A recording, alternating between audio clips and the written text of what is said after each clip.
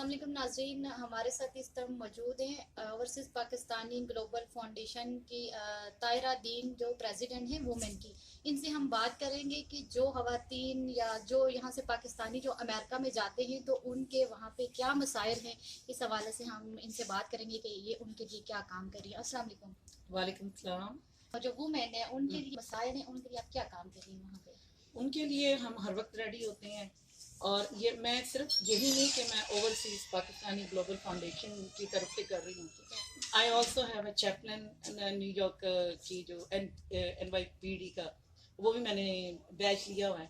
तो अगर कोई मुझे कॉल आती है even 9 o'clock even 1 o'clock night, तो मैं जाती हूँ। मेरी 5 days जॉब भी होती है, मंडे टू फ्राइडे, और उसके अलावा सैटरडे संडे अगर कुछ इस तरह का मसला किसी लेडी के साथ हो जाता है और तो मार पीट के जी दरवाजे से बाहर खड़ा करती है उसके हस्बैंड ने, तो उसकी मुझे कॉल आती है, तो हम जाते हैं, हेल्प करते हैं उनके लिए। तो ये बताएं कि जो चाइना में कोरोना वायरस फैला हुआ है और वो बाकी सिटीज में भी सुनने को आ रहा है, कुछ अफवाहें भी हैं और कुछ रियलिटी में भी है, तो इस हवाले से आप क्या कहेंगे?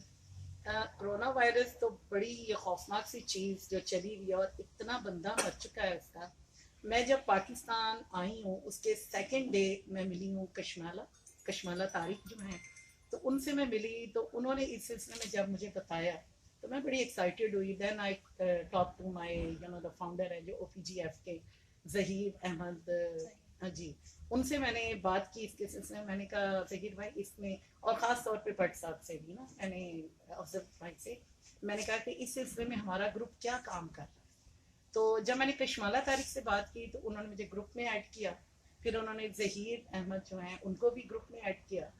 तो मैं देखती जा रही थी, लेकिन कुछ हो तो नहीं रहा, क्योंकि गवर्नमेंट से बात कर रहे हैं लेकिन आगे से कोई रिस्पांस नहीं। वो बहुत ट्राई कर रही हैं, आई रियली अप्रिशिएट जो भी वो एफर्ट कर रही हैं। बहुत से मिनिस्टर्स को उन्होंने ऐड किया।